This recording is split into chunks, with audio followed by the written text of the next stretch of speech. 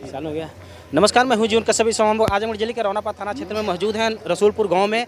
और आप देख सकते हैं कि बाबा साहब की प्रतिमा और गौतम बुद्ध जी की प्रतिमा को खंडित कर दिया गया है। इसके पहले कुछ दिन पूर्व भी बाबा साहब की प्रतिमा को खंडित किया गया था, जो शासन प्रशासन द्वारा प्रतिमा को लगाया गया था। आज फिर उसी प्रतिमा को खंडित कर दिया गया है। इस बीच हमारे साथ तमाम लोग मौजूद हैं, इनसे बातचीत करेंगे कि क्या बाबा साहब की प्रतिमा को खंडित करने से क्या विचारों को भी खंडित किया जा सकता है। इससे हमारे साथ पूर्व विधानसभा अध्यक्ष जी मौजूद हैं, इनसे बातचीत करेंगे। क्या नाम पड़ेगा सर? शैलेंद्र कुमार, बहुजन समाज पार्टी विधानसभा गोपालपुर का पूर्व विधानसभा अध्यक्ष हूँ। और हमारे वर्तमान अनुज भाई भी साथ में हमारे हैं, जो वर्तमान विधानसभा अध्यक्ष गोपालपुर के हैं। सर, आज बाबा साहब की प्रतिमा को खंडित कर दिया गया है और लगातार बाबा साहब की प्रतिमा कहीं ना कहीं खंडित होती आती है और अपने लोगों को काफ़ी नुकसान होता है, तो क्या कहना चाहेंगे? देखिए, सबसे पहले तो मैं यही कहना चाहूँ, आपके माध्यम से किसी व्यक्ति ने मुझे सूचना दी, मैं तत्काल हमारी टीम बहुजन समाज पार्टी के सारे लोग यहाँ उपस्थित हैं और गांव के लोग भी यहाँ उपस्थित हैं। और मैं इस पर कोई टीका टिप्पणी नहीं करना चाहता हूँ। जिनकी क्षुब्ध मानसिकता है वो अपने क्रियाक्रम किए हैं। और हमें लगता है, दुख इस बात का होता है कि उस ज़माने में जब बाबा साहब जिंदा रहे होंगे तो कितने कष्ट झेले होंगे और लोग डरने वाले कितना डरते रहे होंगे उनसे। जब मूर्ति से लोगों को डर लग रहा है, तोड़ने का काम कर रहे हैं, तो जिंदा के रहने पर बाबा साहब के साथ कैसा व्यवहार हुआ था होता हुआ कितने लोग डरते रहे होंगे। तो चलने इसमें प्रशासन का सहयोग भी है। अब अभी नई मूर्ति गांव के माध्यम से बात हुई है, तो प्रशासन भी नई मूर्ति, दोनों मूर्तियों लगवाने का काम किया है। जो वर्तमान के प्रधान हमारे कन्नौजिया जी हैं, उन्होंने भी इस मूर्ति में सहयोग करने का काम किया है। और इस मूर्ति को नई लोग लगवाएंगे और इस पर निर्माण भी करवाने का काम। सर, बात वो नहीं है, बात विचारों की है कि क्या बाबा साहब की प्रतिमा को लोग खंडित करते हैं, तो क्या विचारों को भी लोग खंडित कर सकते हैं? भाई, उनका विचार ही वही है, तो उनके विचारों को हम कैसे कह सकते हैं? वो अपने विचार को फॉलो कर रहे हैं। हमारे बाबा साहब के अनुयायी अपने बाबा साहब के लिए मरने जीने के लिए तैयार रहेंगे। हमेशा इनकी सुरक्षा में रहते रहेंगे और सुरक्षा होती रहेगी। उनके करने दीजिए, तोड़ने दीजिए। सर, क्या लगता है कि शासन प्रशासन की कहीं ना कहीं लापरवाही मानी जा रही है कि कुछ दिन पहले भी यहाँ जो है बाबा साहब की प्रतिमा को खंडित कर दिया गया था और आज फिर बाबा साहब की प्रतिमा को खंडित कर दिया गया है? शासन प्रशासन इस प्रदेश में पूरा जंगल राज है। शासन प्रशासन हमेशा लुझपुंज रहता है, इसमें कोई दो राय नहीं। अगर शासन प्रशासन दुरुस्त रहता तो ये दिन आता ही नहीं कि बाबा साहब की मूर्ति, जिस भारतीय संविधान से पूरा देश चल रहा है, प्रशासन चल रहा है, उस बाबा साहब की मूर्ति को तोड़ी जा रही है। तो इसमें कहना क्या कि ये लापरवाही है, अति लापरवाही का काम ये लोग करते हैं।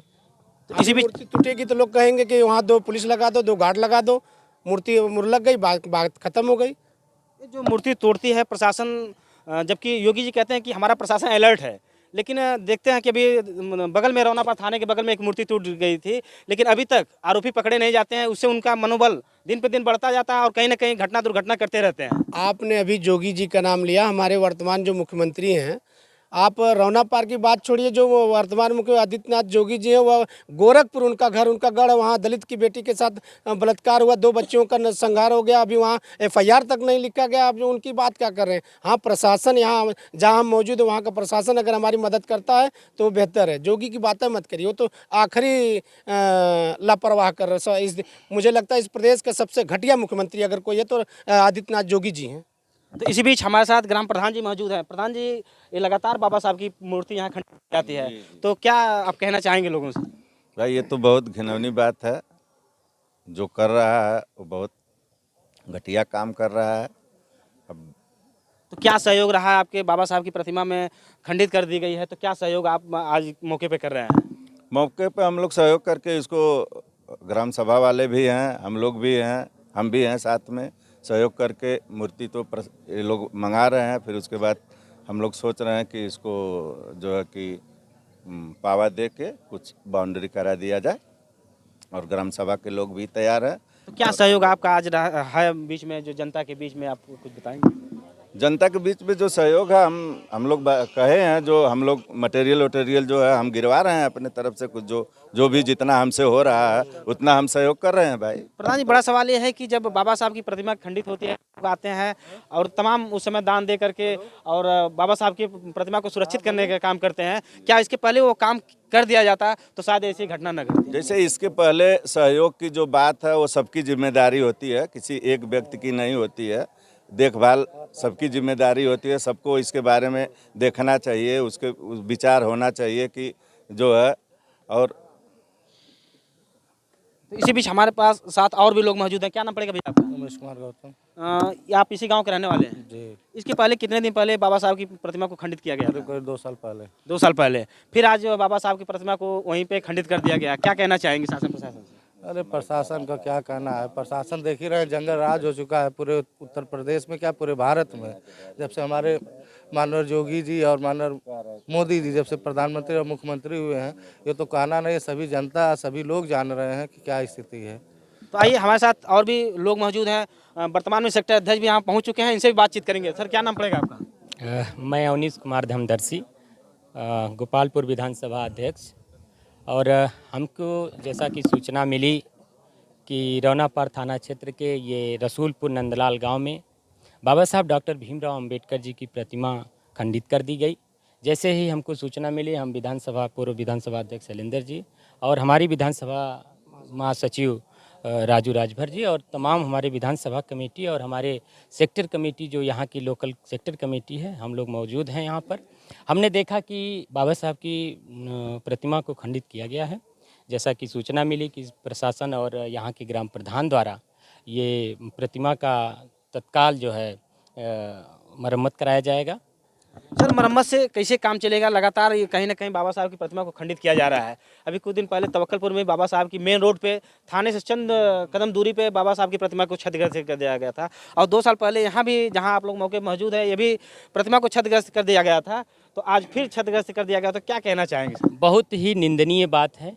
ये देश बाबा साहब डॉक्टर भीमराव अंबेडकर जी के संविधान से चलता है और ऐसे लोगों को, जो लोग बाबा साहब डॉक्टर भीमराव अंबेडकर जी की प्रतिमा को खंडित करते हैं, यानी उनके विचारों से वो नाराज रहते हैं, तो मैं ये कहना चाहूँगा कि ऐसे लोगों को इस देश में रहने का अधिकार नहीं है।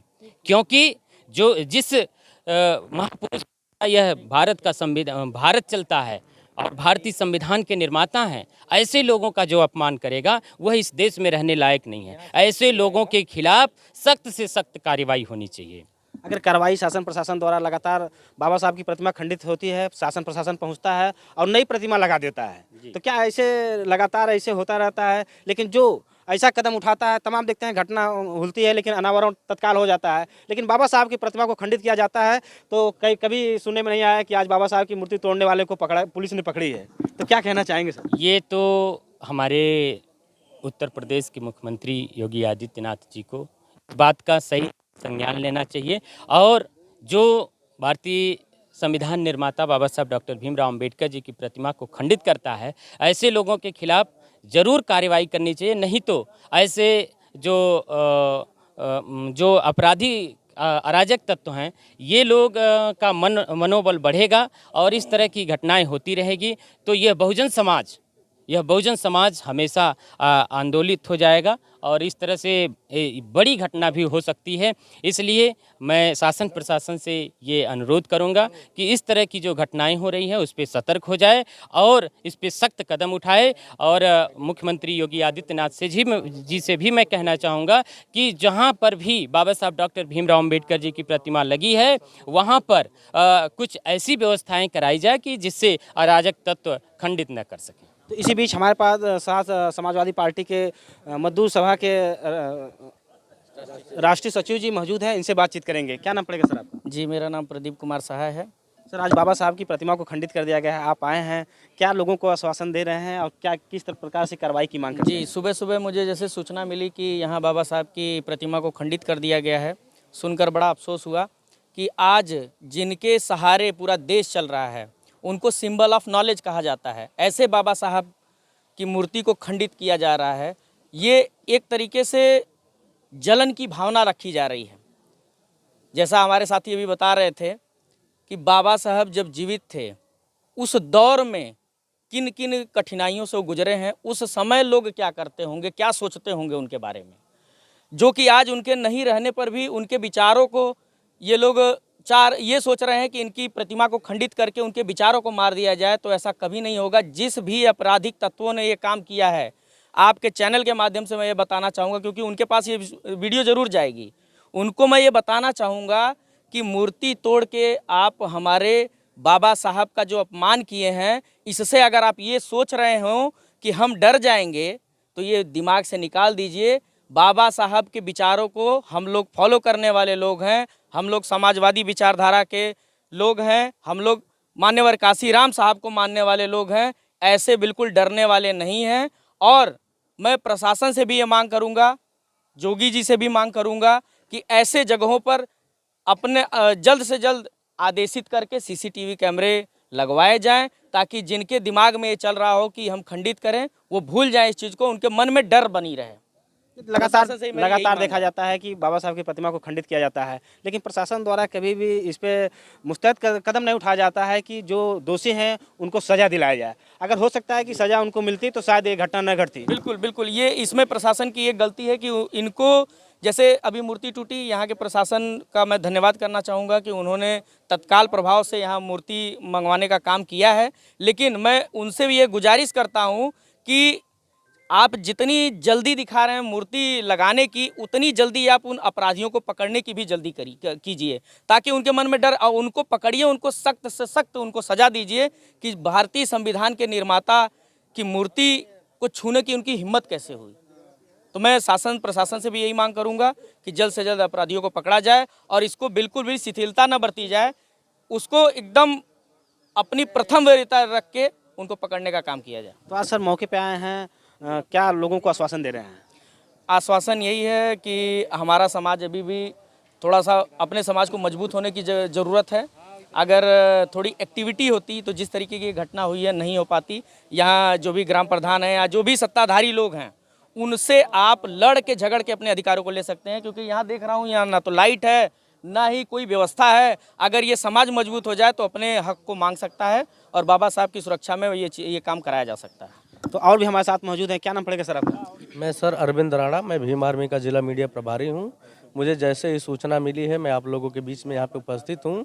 और देखिए ये यहाँ पे सुंदर वातावरण है, लेकिन यहाँ पे देखिए 2-2 खम्भे की स्ट्रीट लाइट है, लेकिन उसमें एक भी लाइट नहीं है। अंधेरे में यहाँ प्रतिमा लगी है। यहाँ पे बताइए कोई भी क्षतिग्रस्त करेगा तो पता चल पाएगा क्या हो रहा है?